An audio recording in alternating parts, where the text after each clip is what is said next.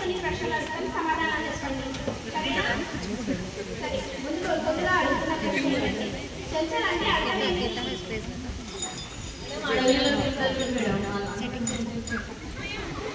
వాళ్ళు మొత్తం నీలాగే అడవిలో తిరిగేటప్పుడు చంచలు కాదమ్మా. చంచల్ అంటే మేకులు. కూర్చో, ఇక్కడ తెలుసా నీకు? నెక్స్ట్ ప్రశ్న, భగీరథ ప్రయత్నం అంటే అర్థం ఏంటమ్మా? KCR water madam. KCR water, KTR water అని అర్థం. భగీరథ ప్రయత్నం అంటే ఏ విధంగా? మిషన్ భగీరథనా మేడం? మిషన్ భగీరథ కాదు, ఏ భగీరథ కాదమ్మా. భగీరథ ప్రయత్నం అంటే భగీరథకు గంగను ఆకాశం నుంచి కిందికి తెచ్చింది, అందుకే భగీరథ ప్రయత్నం అని పాఠం పేరు వచ్చింది. కూర్చో. జహనుడు గంగని ఎందుకు మింగాడమ్మా? దాహం వేసినందుకు మింగినాడు. ఆయన దాహం వేస్తే గంగని మింగేస్తాడా? దాహం వేసినందుకు మింగలేదమ్మా. అంత పెద్ద మనిషి అయితే పట్టేటాడు మేడం తన నోట్లా. గంగ అంటే నీరమ్మా, నువ్వు నీళ్ళు ఎప్పుడు తాగవా? గంగ అంటే నీళ్ళు తల్లి, ఆయన యజ్ఞశాలను ముంచే వేసింది కాబట్టి గంగను మింగింటాడు. కూర్చో తల్లి, కూర్చో. కోట అంటే అర్థం ఏంటి? దివ్యశ్రీ మేడం వాళ్ళ ఊరు కొత్తకోట. దివ్యశ్రీ మేడం వాళ్ళ ఉన్న ఊరిని అడగలేమ్మా. కోట అంటే అర్థం ఏంటని? అరుంధతి కోట మేడం. నేను పశుపతి లాగా మారి మిమ్మల్ని అందరినీ చంపి పడేస్తా. కోట అంటే రాజ్యం తల్లి. తర్వాత కూర్మ అంటే అర్థం ఏంటమ్మా?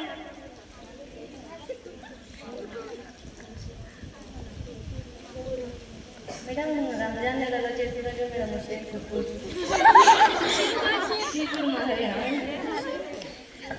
షీకుర్మ ఆ కుర్మ అని అడగలే తల్లి. కూర్మ అంటే అర్థం ఏంటని అడిగినా?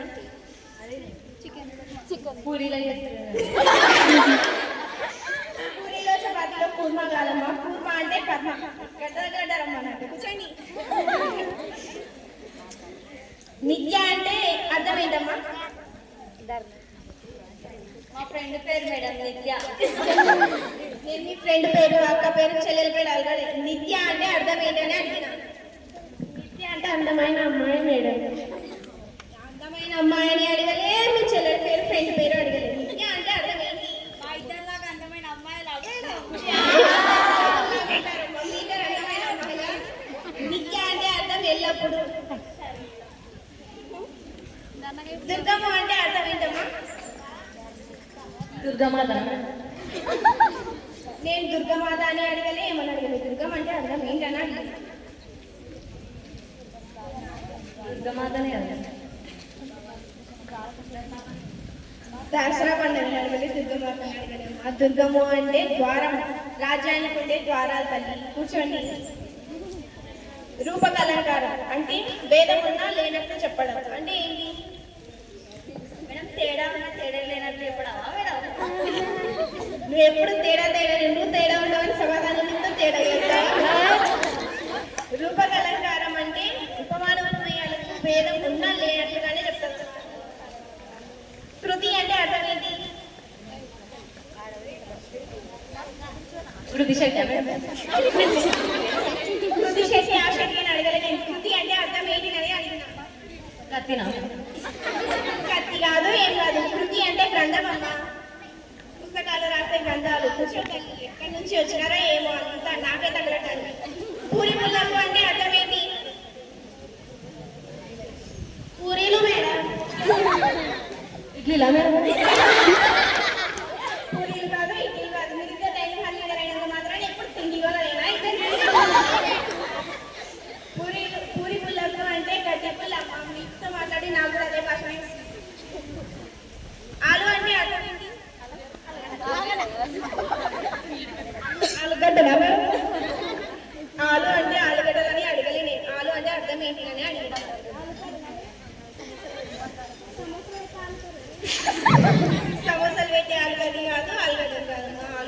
భార్యాభర్తలు. కూలలు అంటే అర్థం ఏంటి? కూలలా రోజు కూలి పని బాగా చేసేట్టున్నావు. మా కూలలు అనగానే కూలి పని అని చెప్పేస్తున్నాము. కూలలు అంటే క్రూరమైన రాజు తల్లి. వింత జంతువులంతా ఎక్కడ ఉన్నారని ఈ హాస్టల్ పేరు తెలిపియాలి. వాహిని అంటే అర్థం ఏంటి?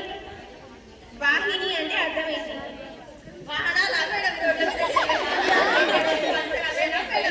లేదు మేడం, మోహిని దయ్యం. రోడ్ల మీద నీళ్ళు దిగే వాహనాలు అడిగేది దయ్యాలని అంటున్నాము. వాహిని అంటే ఏమి మేడం? బుల్లెట్ బండి కూర్చొని చదిగా సమాధానాల మీరే చెప్పండి. వాహిని అంటే అర్థం ప్రవహించే నది. నివాసులు అంటే ఎవరమ్మా? నివసించేవారు మేడం. ఇన్ని ప్రశ్నల్లో కానీ ఇది ఒక్కటి సరైన సమాధానం చెప్పినారు. అందరూ వచ్చిన క్యాప్స్ పెట్టండి.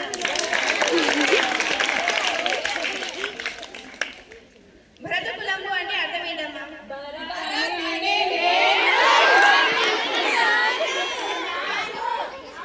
మూవీ పేరు అంటే భరత కులంబు అంటే ఏంటంటే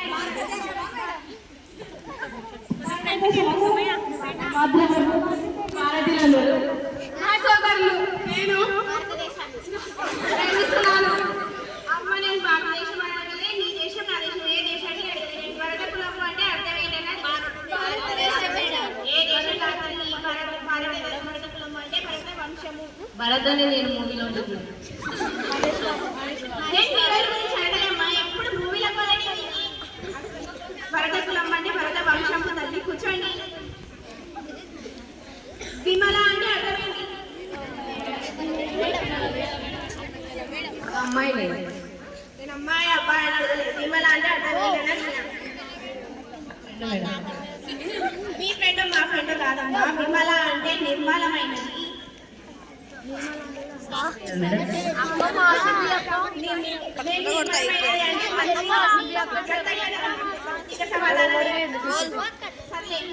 పాట చెప్తున్నాను. ఈ సుమ్మే లేదు ఇంతసేపు. సరే, ఇంకొక ప్రశ్న. మహమ్మద్ కులీ సమాధిని గోల్కొండ కోటలోనే ఎందుకు కట్టారు? టూర్ కానీ వెళ్ళాడు మేడం. మేడం శ్మశానంలో ప్లేస్ లేదని లేదని కాదు, ఆ గోల్కొండ కోటని అక్కడ కట్టించిందమ్మా. అందుకు అతని ప్రత్యేకతగా సమాధిని అక్కడ పెట్టినారు. అందరూ దేన్ని ఎక్కి స్వర్గానికి వెళ్ళారు?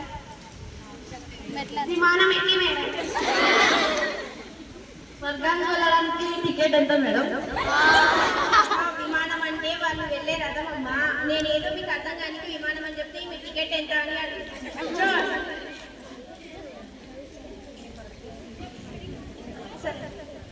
ఇప్పుడు జ్ఞానబోధలో పద్యం చెప్తా.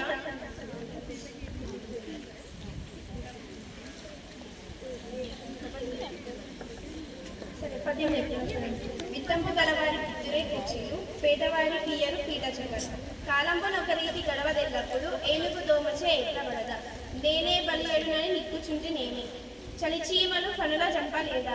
విడివి పొడుగు దొట్టు నెర్రకు నుండేవి, గొడ్డలిచే మాను కూలిపోదా. బుద్ధిమంతులు పుణ్యము పురుషులైన వారు 10 మందిలో ప్రజ్ఞ పలుకపోదు. వినుడి మాయప్ప సిద్ధప్ప వహితుడప్ప, కనుడి కరమప్ప కవిచప్ప కనకమప్ప. దీంట్లో అర్థం ఏంటంటే, విత్తంపు గలవారు అంటే డబ్బున్నవారు. డబ్బులున్న వారికి కుర్చీలేసి కూర్చోబెడతారంట, కానీ పేదవారికి కూర్చోడానికి కింద చెక్క కూడా ఇవ్వరంట.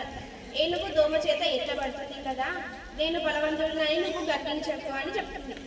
చలిచీమలు పాములను చంపుతాయి కదా, ఎత్తు పొడవు ఉంటే ఏం లాభము, ఎంతటి మానైనా చెట్టునైనా నా గొడ్డలతో నక్కి వేయచ్చు అని చెప్తారు.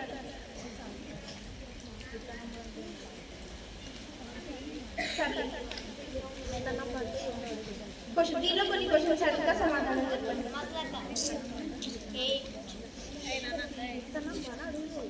విత్తంబు అంటే అర్థం ఏంటి?